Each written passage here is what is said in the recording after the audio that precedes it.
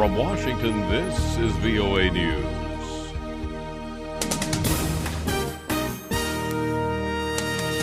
Coming up, the latest on the Ebola outbreak.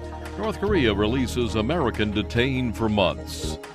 Hello, everyone. I'm Steve Norman. Tens of thousands of people in West Africa are expected to begin receiving experimental Ebola vaccines from January, according to the World Health Organization.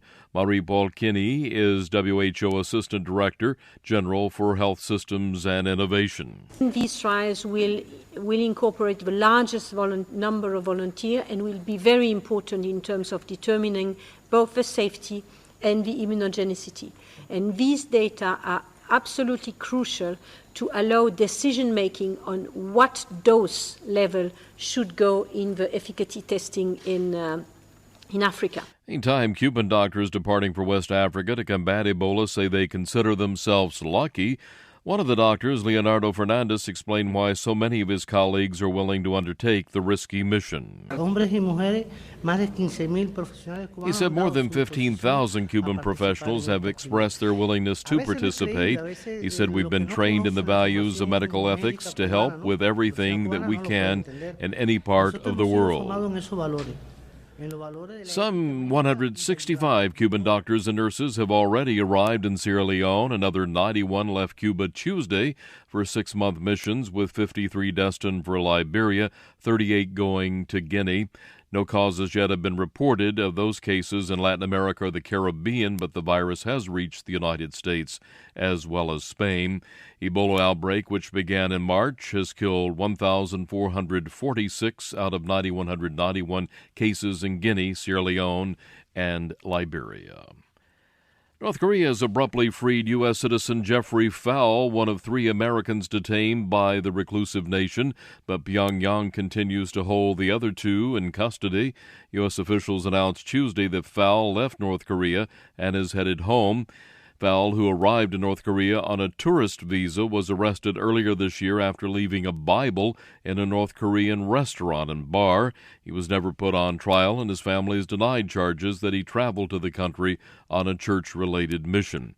Fowl spoke with the Associated Press before leaving North Korea. So I'd like to apologize to the people and government of the United States for causing a headache. I know it's a big headache for the State Department when something like this happens. So I apologize to the people, government of the United States, as well as to the people and government of the DPRK. It's a headache for them, too.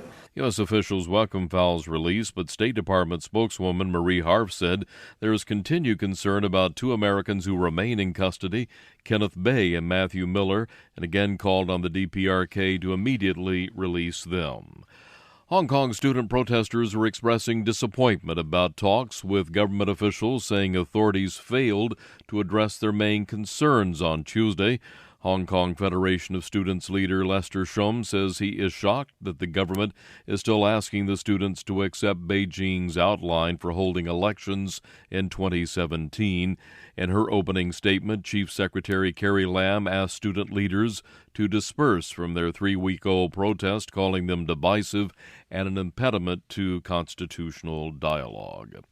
Syrian Kurdish leaders are pushing back on Turkey's plan to allow Iraqi Kurdish forces to transit Turkish territory to fight the Islamic State militants in the Syrian town of Kobani. Jamie Detmer reports. Middle East politics is notoriously complex, and among the most Byzantine involves the Kurdish political parties who vie for top dog status and compete for the loyalty of all Kurds across Turkey, Iraq, Syria and Iran.